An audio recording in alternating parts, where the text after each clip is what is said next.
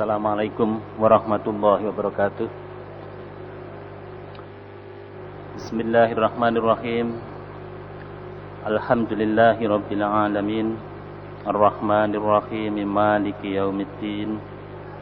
Asyhadu an la ilaha illallah iyyahu na'budu wa iyyahu nasta'in.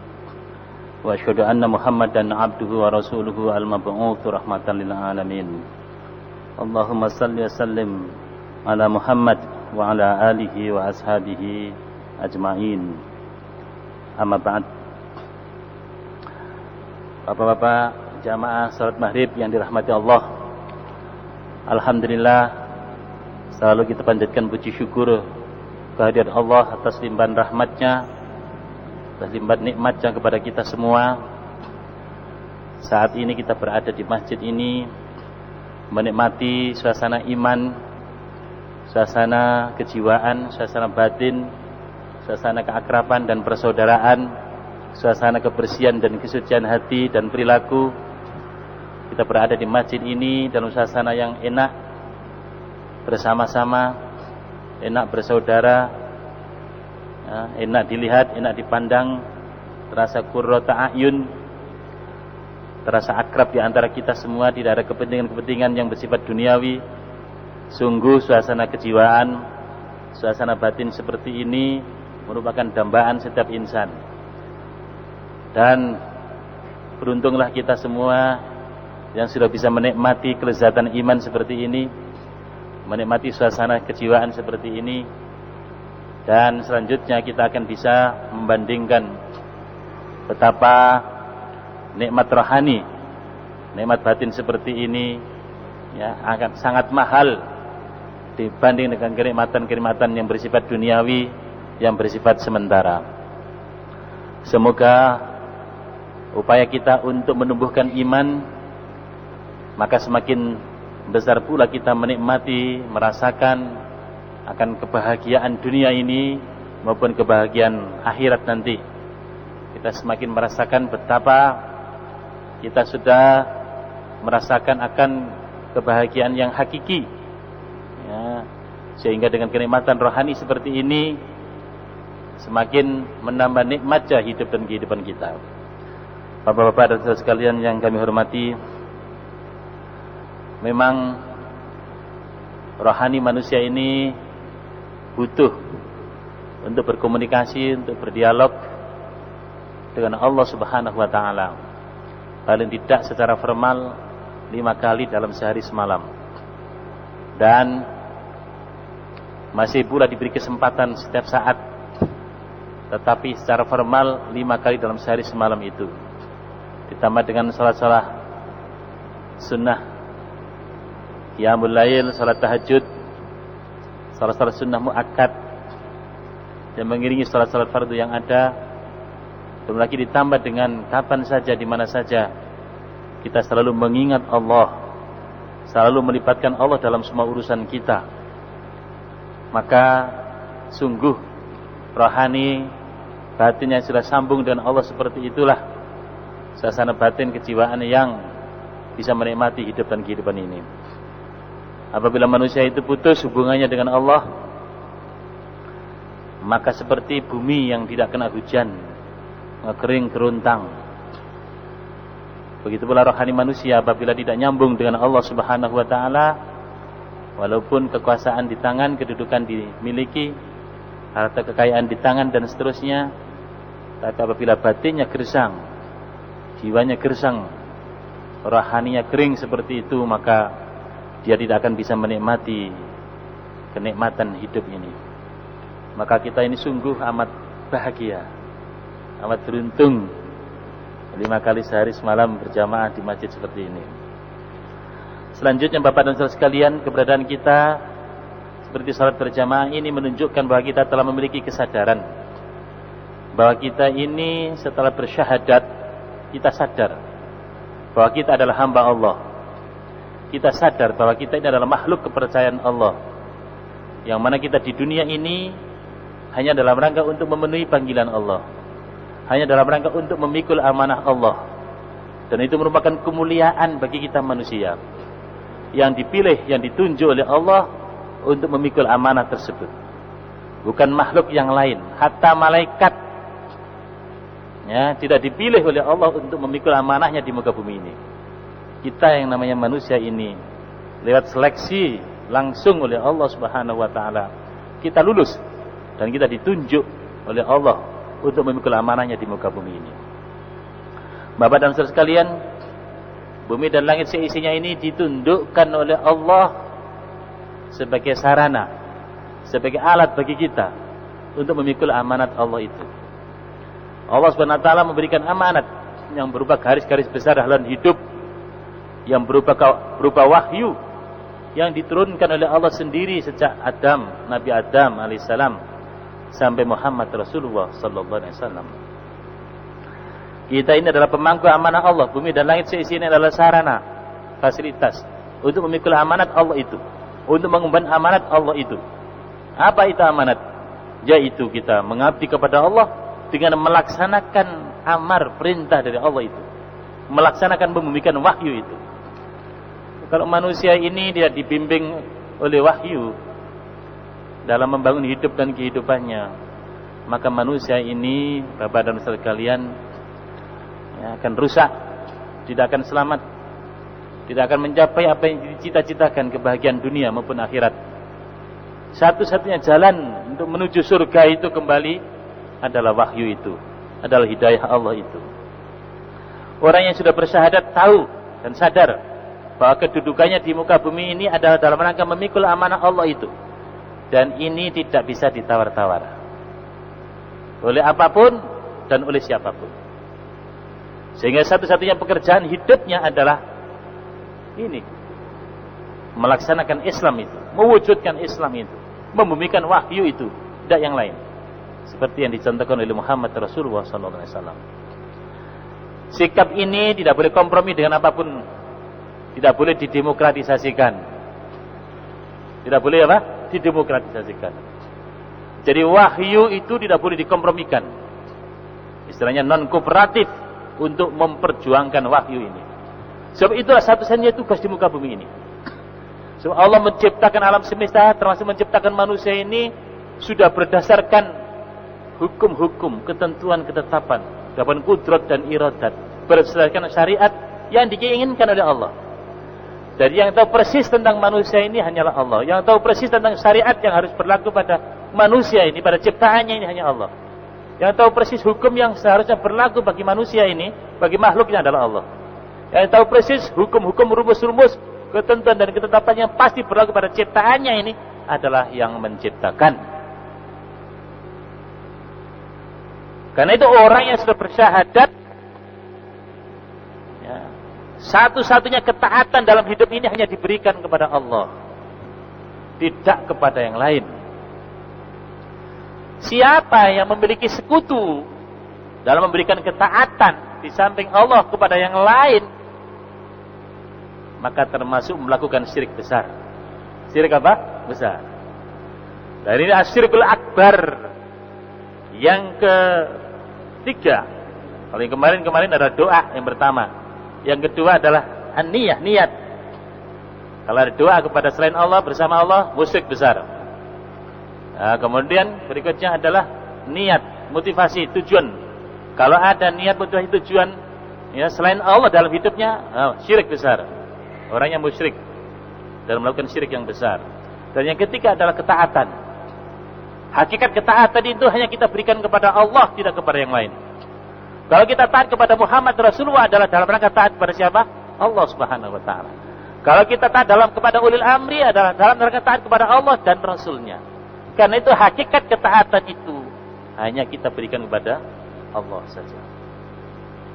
Nah, Bapak-bapak yang kami hormati, Muhammad Rasulullah SAW ketika memiliki kesadaran akan eksistensi hidup dan kehidupan ini, maka dia mampu mendudukkan dirinya di hadapan Allah.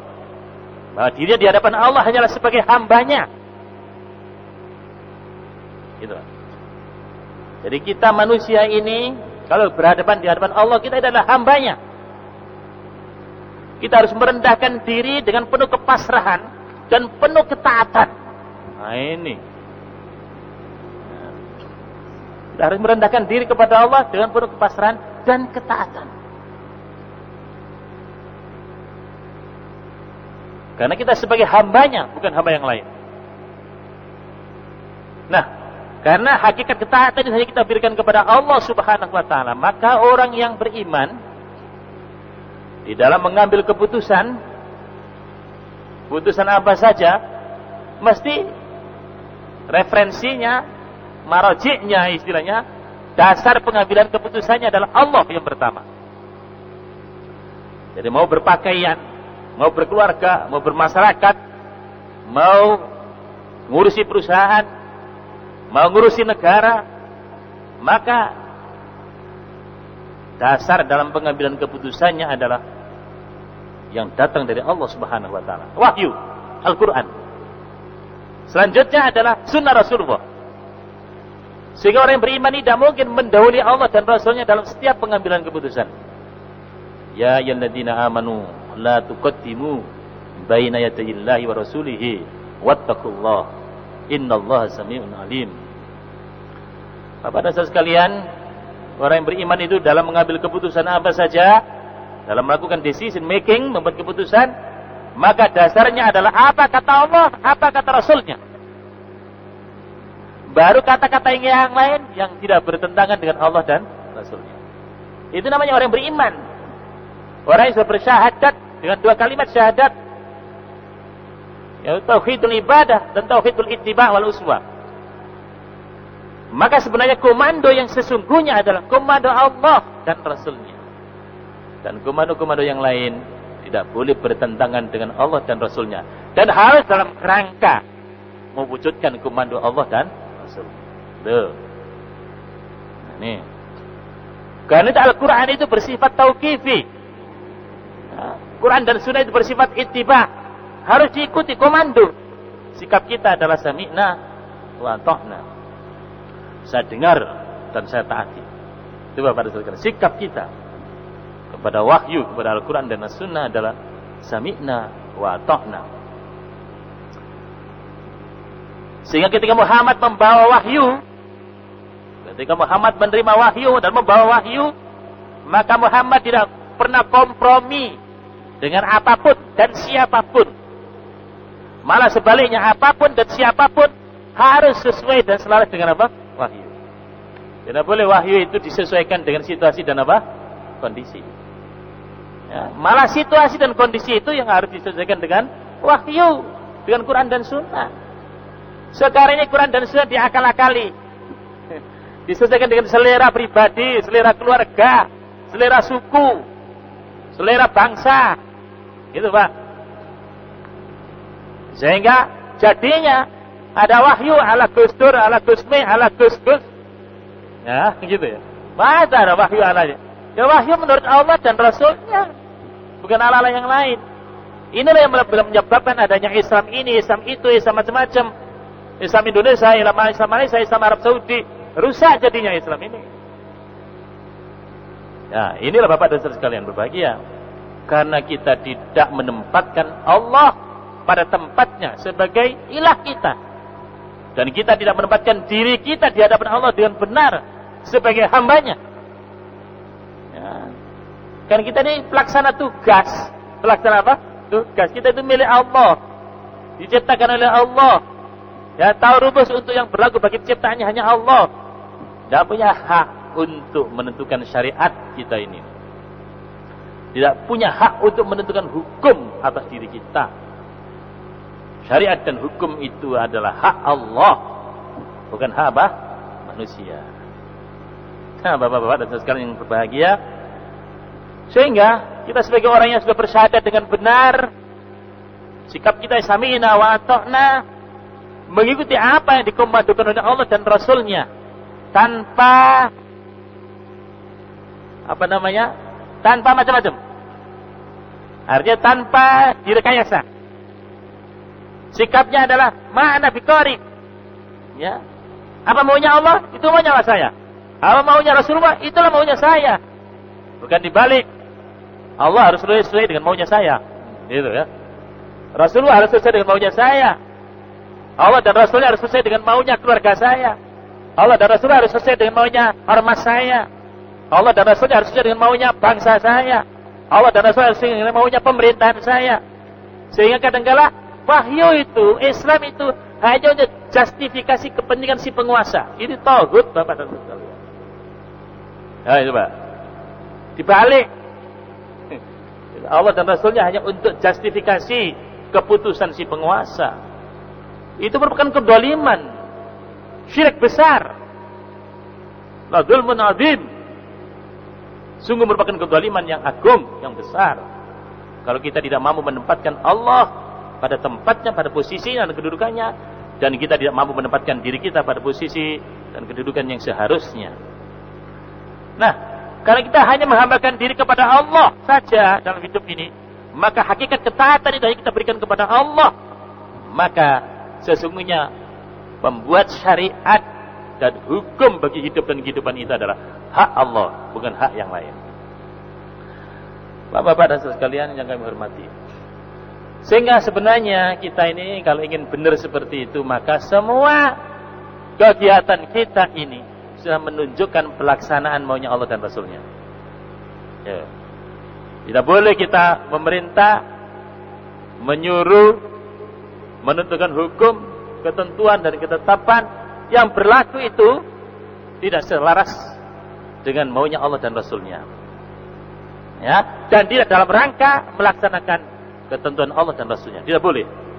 Sebagai orang yang bersyahadat itu syirik. Ya, itu syirik. Kita memerintah anak kita, istri kita memerintah jamaah kita memerintah organisasi kita memerintah perusahaan kita memerintah rakyat kita adalah dalam rangka melaksanakan amar Allah, dalam rangka menegakkan syariat Allah, bukan menandingi atau mengganti. Wah, luar biasa kalau mengganti, menandingi saja itu syirik besar. Dan bagaimana Pak kehidupan zaman sekarang ini? Masya Allah, sudah sedemikian rupa Pak sekalian. Nah, Bapak sekalian yang berbahagia, syirik dalam ketaatan ini berarti menyamakan sembahan selain Allah dan Allah dalam hal hak menentukan syariat dan hukum. Karena membuat syariat, hukum dan memerintah adalah hak khusus Allah. Inil hukmu illa lillah. Dan menetapkan hukum itu hanyalah hak Allah. Wa anihkum bainahum bima anzalallah. Dan hendaklah kamu memutuskan perkara di antara mereka menurut apa yang telah diturunkan oleh Allah. Ya Pak ya, jelas ini Pak sekalian. Bapak-bapak, jamaah salat maghrib yang dirahmati oleh Allah Subhanahu wa taala. Kalau gitu kesyirikan dalam perjalanan hidup dan kehidupan manusia ini bagaimana kira-kira? Saya bayangkan.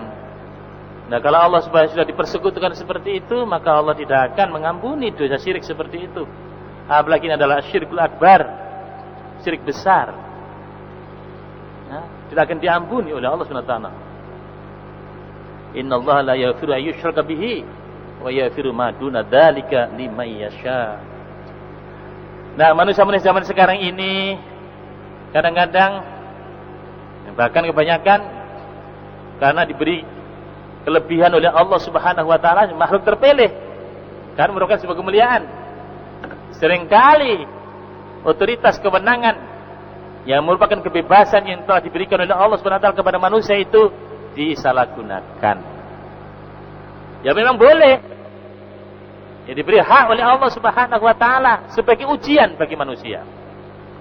Apakah otoritas yang diberikan kepada manusia itu digunakan sesuai dengan hak yang memberikan otoritas itu, atau disalahgunakan? Itulah ujian selama hayat di kandung badan, selama kita berada di dunia ini. Apa kita mau menggunakan otoritas itu, kebebasan itu pada jalur yang benar, sesuai dengan hak, sesuai dengan zat yang memberikan otoritas itu, atau sebaliknya otoritas yang ada itu kita lambai sedemikian rupa sehingga pada saatnya kita tidak mampu bertanggung jawab secara baik. Sebab kalau ada otoritas, ada responsibilitas. Kita ini diberi kebebasan oleh Allah SWT, dan pada saatnya menanggung akibat implikasi daripada kebebasan yang diberikan itu. Diberikan kebebasan untuk ambil keputusan, tapi kita bertanggung jawab terhadap apa? Keputusan yang kita ambil. Nah, Allah SWT memberikan petunjuk kepada kita semuanya. supaya kita itu tidak salah langkah, tidak salah dalam mengambil keputusan dalam hidup dan kehidupan ini. Maka Bapak dan Saudara sekalian, karena Allah yang menciptakan alam semesta, yang menciptakan kita, maka Allah lah yang tahu persis tentang ciptaannya. Maka Allah lah yang tahu persis tentang syariat yang berlaku pada ciptaannya. Maka Allah lah yang tahu persis sistem yang seharusnya berlaku pada ciptaannya. Maka Allah yang tahu persis hukum yang seharusnya berlaku pada ciptaannya, bukan yang lain. Allah yang tahu persis yang baik bagi ciptaannya. Allah yang tahu persis yang jelek bagi ciptaannya. Dan kita harus yakin, yang baik menurut Allah pasti baik, yang jelek menurut Allah pasti apa? Jelek. Yang baik menurut Pak Harto belum tentu baik menurut siapa? Allah SWT. Ya, Pak. Yang jelek menurut Pak Harto belum tentu baik menurut Allah Subhanahu wa taala. Tetapi kalau Allah menentukan baik pasti baik. Allah menentukan buruk pasti buruk. Dan kita disuruh beriman kepada takdir Allah, baik yang baik maupun yang apa? Buruk tersebut. Nah, sekarang yang kami hormati, Allah berfirman, am lahum syuraka'u syara'u lahum minad din ma lam ya'dzam bihillah. Apakah mereka mempunyai sembahan-sembahan selain Allah yang mensyariatkan untuk mereka agama yang tidak diizinkan, yang tidak direstui oleh Allah Subhanahu wa taala? Kalau kita membangun sistem hidup dan kehidupan ini tidak sesuai dengan yang diinginkan, dikehendaki oleh Allah, tidak sesuai dengan syariat Allah, berarti kita menyembah sesuatu selain Allah. Berarti kita menyembah sesuatu selain apa? Allah. Ya. Jadi, Bapak dan sekalian, menyembah itu bukan sekedar sholat, oh gitu itu saja. Jadi orang menyembah sholat tetapi sistem hidup dan kehidupannya bukan sistem yang dibangun di atas syariat Allah. Ya, sistem politiknya, sistem ekonominya, sistem sosial budayanya, sistem ideologinya, sistem budayanya, pemerintahannya bukan menunjukkan agama Allah, bukan menunjukkan syariat Allah, bukan menunjukkan berlakunya hukum Allah di sana, dan bukan menunjukkan ketaatan dan kepasrahannya, ketundukannya kepada Allah. Itu berarti ada penyembahan selain Allah. Itu sudah menyembah selain apa? Allah. Jadi menyembah itu bukan sekedar rukuk dan sujud ketika salat, kemudian setelah itu dia sistemnya gaya Islami. Bukan. Itu kan mempertegas ketika kita salat, iyyaka na'budu wa iyyaka nasta'in. Itu penegasan. Hanya kepada Allah kami mengabdi. Sebagai presiden ini, apa begitu? Dalam rangka mengabdi kepada Allah. Hanya kepada Allah. Kami jadi menteri ini dalam rangka mengabdi kepadamu. Memenuhi panggilanmu, menegakkan syariatmu, menegakkan undang-undangmu, menegakkan hukummu, kan begitu. Iyyaka na'budu itu.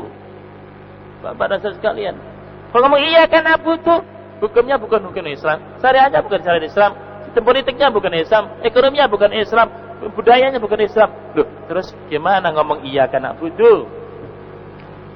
Itu namanya kebohongan, namanya kepalsuan, kemunafikan. Nah, kita harus memiliki kesadaran yang dalam. Bakal hidup dan kehidupan kita di alam semesta yang sementara ini, ya tidak kita sesuaikan dengan maunya yang menciptakan, itu bagaimana kelak kita kembali kepada Allah, membertanggungjawabkan perjalanan hidup ini. Sungguh amat berat, apalagi sebagai presiden, sebagai menteri, sebagai gubernur, sebagai camat, bupati, camat, wali kota, ya, lurah, RW, RT, kepala rumah tangga, sebagai pemimpin perusahaan. Gimana nanti pertanggungjawaban kita kepada Allah Subhanahu wa taala? Nah, karena hidup itu hanya sekali dan kembalinya kita kepada Allah, pertanggungjawaban yang sesungguhnya juga hanya kepada Allah, tidak kepada yang lain. Ya, jangan main-main lagi lah hidup di dunia ini. Sebagai apa saja, apalagi sebagai presiden, jangan main-main lagi lah. Sebab implikasinya sangat besar. Kalau presidennya salah dalam mengambil keputusan, tidak sesuai dengan mau Allah dan Rasulnya, rakyat se-Indonesia kalau presiden Indonesia. Ya, beban berat dosanya. Bukan sekedar gajinya besar, tanggung jawabnya yang sangat besar. Karena itulah maka kepemimpinan dalam Islam itu tidak mungkin ambisius. Tidak mungkin ambisius. Rame-rame ingin jadi presiden, jadi gubernur, pilih aku. Berarti ada kepentingan, itu nafsu ikut berbicara di sana. Beda dengan Islam. Ya, itu adalah amanat yang sangat berat yang ditakuti. Tetapi apabila sudah dipilih, ya, maka itu amanat yang harus dipertanggungjawabkan. Nah, Bapak beda itu antara Islam dan apa? Bukan Islam itu.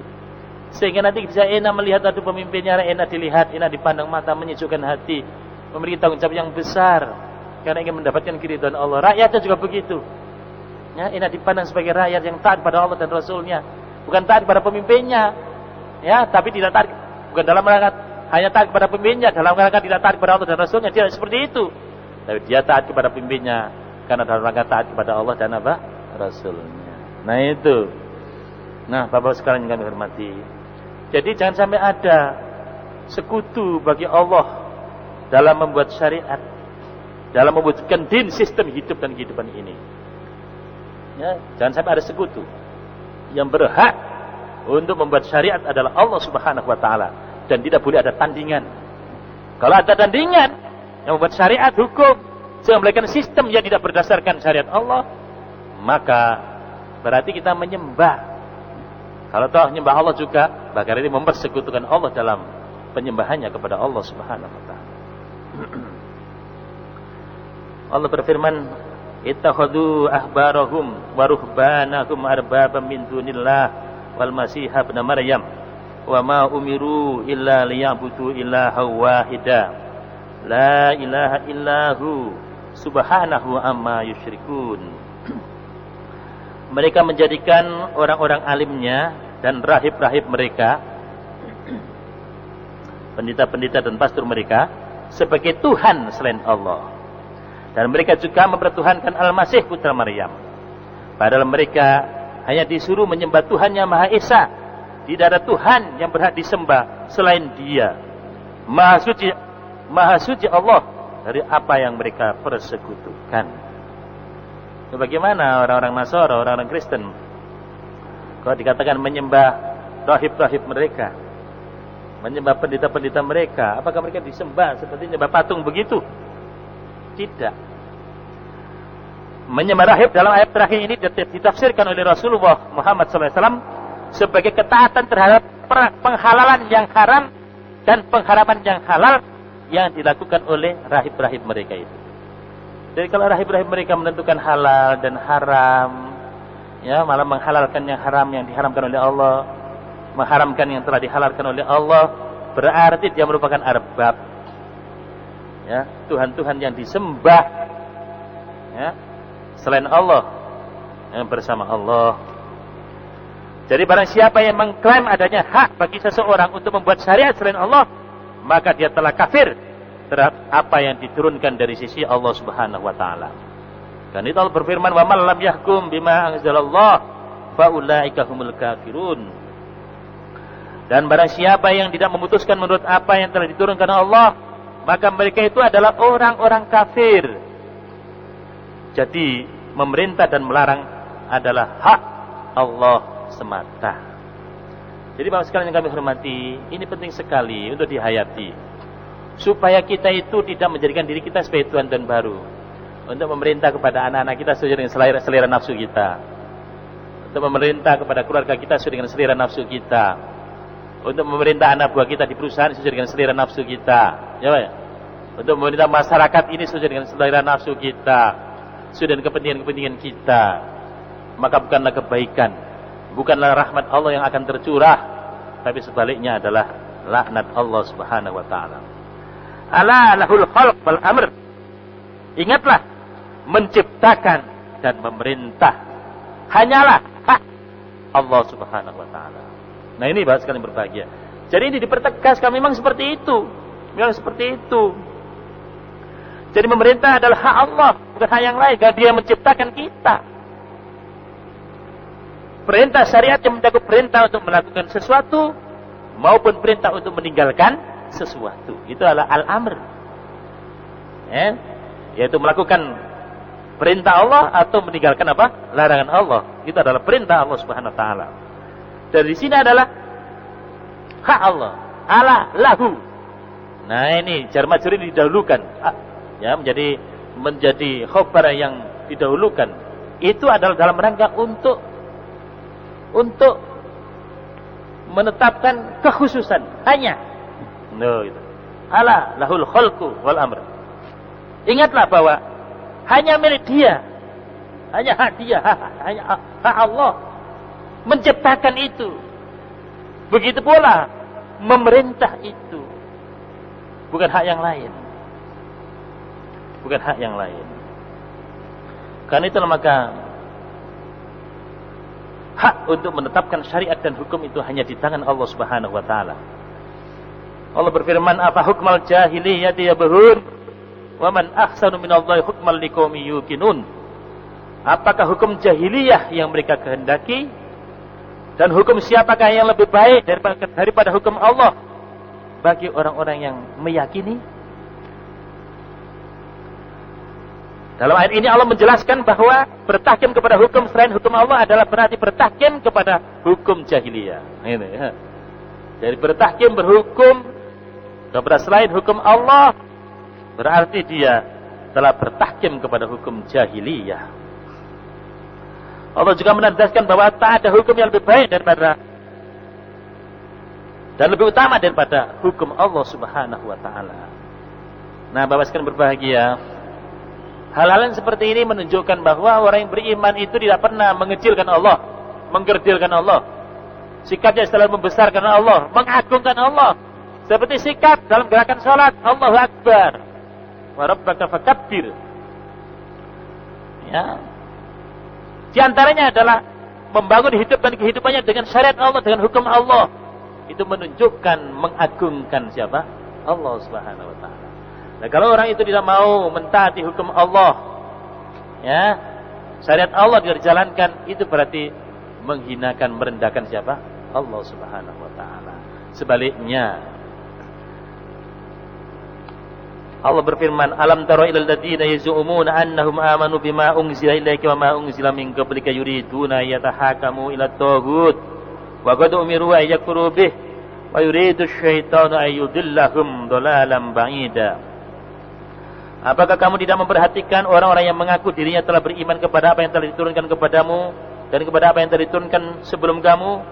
Mereka hendak bertahkim kepada tauhid, padahal mereka telah diperintah mengingkari tauhid itu. Dan setan memang bermaksud menyesatkan mereka dengan penyesatan yang sejauh-jauhnya. Bapak-bapak dan saudara sekalian yang kami hormati, ya, kita lihat realitas kehidupan kemanusiaan di muka bumi ini. Memang semuanya itu sudah dikuasai oleh iblis dan apa? Setan, anak cucunya ini.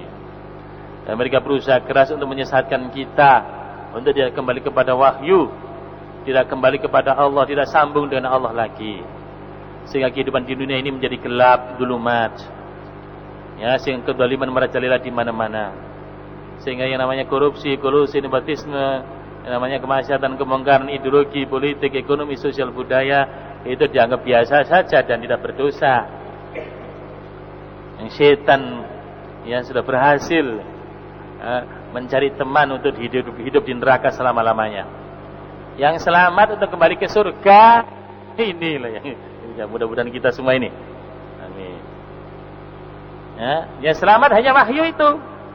Harus kembali kepada wahyu dalam membangun syariat jalan hidupnya di muka bumi ini, dalam membangun din, sistem hidup dan kehidupan di muka bumi ini, dalam menegakkan hukum dalam kehidupan manusia di muka bumi ini. Bapak-bapak dan saudara sekalian yang kami hormati, dalam ayat ini Allah menyebut orang-orang yang berhukum dengan selain hukum Allah sebagai tauhid, yaitu sesuatu selain Allah yang disembah, diikuti dan ditaati. Karena itu Allah menyuruh manusia kafir ingkar kepada tauhid dengan jalan meyakini bahwa tak ada hukum dan hakim kecuali hukum Allah dan Rasulnya, dan bahwa berhukum kepada tauhid adalah perbuatan yang dicintai setan dan merupakan kesesatan yang besar. Nah, ini penting sekali untuk kita pahami. Ayat ini turun ketika dua orang laki-laki saling bertengkar. Yang satu berkata, mari kita bertahkim kepada Rasulullah. Yang satu lagi mengatakan, kita bertahkim saja kepada Ka'ab bin Ashraf. Akhirnya mereka bertahkim kepada Umar bin Khattab.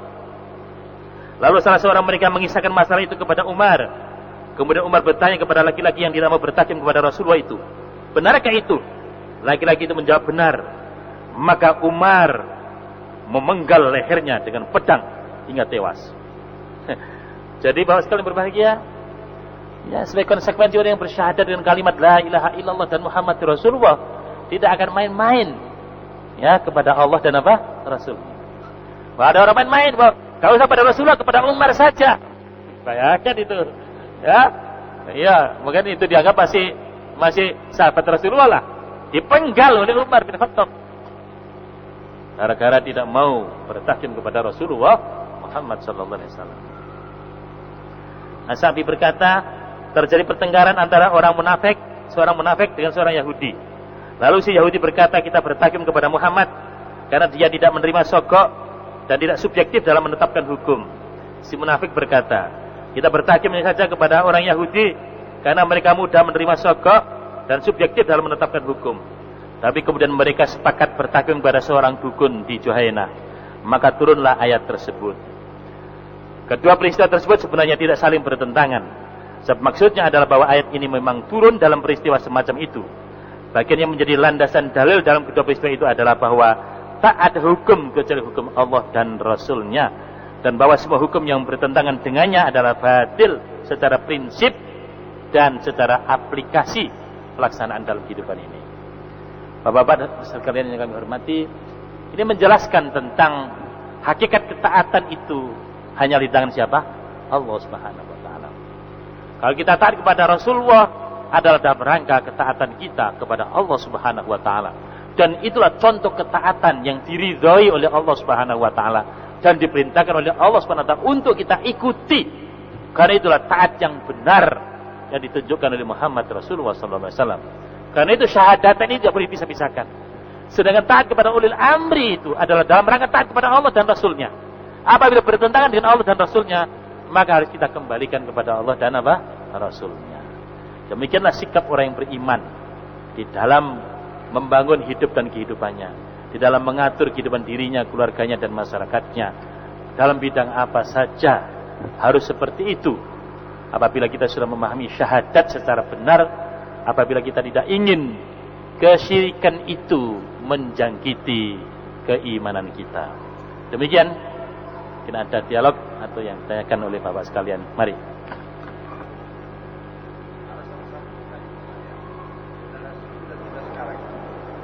Kelihatannya kurang memahami sejarah perjuangan Islam di Indonesia. Seperti misalnya perjuangan dari Guru, Yati dan Durinya, dan yang terdekat seperti halnya dengan Dr. Aminoto, terlihat ini terabaikan oleh kebangsaan kita. Malah yang ditonjolkan adalah hal-hal yang kurang mendalami perjuangan bangsa. Makasih Pak. Apakah ini di sekolah-sekolah sekarang ini diajarkan atau tidak? Terima kasih. Terima kasih Pak. Iya Bapak sekalian berbahagia. Ya, sebenarnya sejarah kehidupan itu adalah sejarah pertentangan antara iblis dan apa namanya? Adam. Itu ya. Iblis dan apa? Adam. Adam diberikan posisi kedudukan yang mulia. Ya, karena lulus dalam seleksi. Malaikat sampai sujud kepadanya, ditempatkan di surga beserta Hawa. Tapi iblis tidak rela. Aba wastakbar. Menggoda Adam. Karena sikap Adam itu adalah al-khirs, tamak. Terkena godaan siapa? Iblis. Semua itu boleh. Tidak mati kecuali khulq. Seperti asyajarah itu. Tapi karena iblis yang pintar goda, merayu dengan rupa. Tergelincirlah. Akhirnya kullah bitu. Diturunkan semua. Turun kamu ke dunia ini. Maka dunia ini adalah tempat bertanding antara Adam dan anak cucunya beserta iblis beserta apa? Anak cucunya. Jadi dunia ini bahwa sekalian adalah tempat bertanding. Sayang ini tidak dipahami oleh anak manusia ini. Dan perjalanan sejarah itu adalah perjalanan sejarah pertandingan antara anak Adam dan anak apa? Iblis ini. Ya, sejarah naik turun para nabi rasul tenggelam. Begitulah sedemikian rupa. Jadi ada yang berpihak kepada nabi dan rasul untuk menegakkan kebenaran, tapi di sisi lain juga ada penegak apa? Kebatilan, anak cucu iblis, yaitu setan dalam bentuk jin maupun manusia. Itu terus bergumul sampai sedemikian rupa. Di mana saja, termasuk di bumi apa? Indonesia. Seperti yang Bapak sampaikan tadi itu. Nah, mestinya kalau kita menyampaikan tentang sejarah seperti itu adalah sejarah pertandingan, ya gitu ya. Pergolakan antara yang hak dengan apa? Yang batil, supaya anak cucu kita memahami, oh begitu yang hak, oh begitu yang batil, oh begitu kesudahan yang hak, oh begitu kesudahan yang apa? Yang batil. Sehingga menjadi ibrah pelajaran bagi kita dalam menapaki perjalanan ini. Nah, tapi setan juga pintar juga, Pak. Oleh karena itu makanya rebutan. Ya, mereka menguasai media cetak, elektronik, ya, dan lain sebagainya, termasuk textbook itu, Pak. Buku-buku pelajarannya ada di sekolah ini. Nah, karena manusia itu sudah kesengsem dengan coloyonya dunia ini juga, mereka berpikir pragmatis. Sehingga seringkali hal-hal yang batil, yang penuh dengan kesyirikan justru itu diajarkan. Ya, maksudnya adalah dalam rangka menarik wisatawan, ya, asing maupun domestik, dalam rangka untuk mendapatkan devisa. Dan motifnya itu sudah motif materi begini nih. Memang setan pintar. Setan pintar supaya manusia ini tidak melangit membumi terus, sehingga mudah menjadi dijajah oleh oleh iblis atau setan anak cucunya iblis itu. Nah, inilah Bapak sekalian. Nah, terus sekarang bagaimana di sekolah-sekolah kita? Nah, mestinya sekolah-sekolah Islam, sekolah yang sadar bahwa lembaganya didirikan dalam rangka menyampaikan kebenaran dan sekaligus juga menyampaikan bagaimana akibat kebatilan yang ada. Nah, mestinya diorientasikan sedemikian rupa bahwa secara normatif itu begitu, sejarah itu begitu, dan perjalanan kita di bumi mana saja termasuk di Indonesia itu begitu, sehingga sejarah kebenaran ditunjukkan. Bagaimana Cokroaminoto dulu, bagaimana Imam Bonjol, bagaimana Diponegoro, bagaimana wali-wali yang ada di ini dalam menegakkan kebenaran. Mestinya begitu disampaikan. Ya, apalagi perjalanan para nabi dan rasul, ya, para sahabat-sahabat Nabi, Khulafaur Rasyidin, Bani Umayyah, Abbasiyah, ketika membawa Islam menjadi din dalam hidup dan kehidupan ini, menjadi sistem hidup dan kehidupan pada saat itu, menjadi syariat dalam kehidupan itu, menegakkan hukum pada saat itu, sehingga keadilan dapat ditegakkan, sehingga kedamaian dapat diwujudkan, sehingga kesejahteraan kemasyarakatan dapat diwujudkan, sehingga kehidupan penuh rahmat dapat diwujudkan pada saat itu. Nah, itu mestinya menjadi ibrah, sehingga anak kita tidak tertarik yang batil-batil begitu, Pak. Tidak tertarik contoh-contoh seperti Fir'aun yang tenggelam, Namrud yang kan begitu sekalian. Nah, tertarik pada Abu Jahal, Abu Lahab, Abu Sufyan seperti itu. Mestinya begitu, dijadikan pelajaran. Di Indonesia, nah tertarik seperti penjajah Belanda, Portugis, Prancis, Inggris yang kerjanya menjajah. Kan begitu, Pak sekalian. Oh, ternyata di Ponorogo ya pasukan-pasukan Islam itu yang bonjol dan sebagainya itu membela hak, membela kebenaran. Oh, ternyata yang lain itu adalah penjajah. Mesti itu menjadi ibrah, sehingga bangkitlah, ya, harga diri, bangkitlah rasa untuk menegakkan kebenaran itu. Nah, mestinya begitu, Pak. Nah, ya mudah-mudahan aja, Pak. Ini sekolah Islam kita ini juga masih inilah merupakan kita ini masih jauh. Ya, mudah-mudahan nanti bisa dimulai di Mujahidin ini. Ya, yang buku sejarahnya kita buat sejarah Islam, sejarah Indonesia yang menunjukkan hak itu yang mana, batil itu mana, sehingga anak kita berpihak kepada yang hak dan meninggalkan yang batil. Mungkin ada satu lagi, Bapak. Baik, kalau tidak ada, ini ada sinyal 18.35. Saya kira demikian, Bapak sekalian, taklim kita dalam kesempatan kali ini. Bijaksana kalau kita sudah dengan doa kafaratul majelis. Subhanakallahumma bihamdika asyhadu an la ilaha illallah astaghfiruka wa atubu ilaik. Wassallallahu ala Muhammadin wa alihi washabihi ajmain walhamdulillahirabbil alamin. Assalamualaikum warahmatullahi wabarakatuh.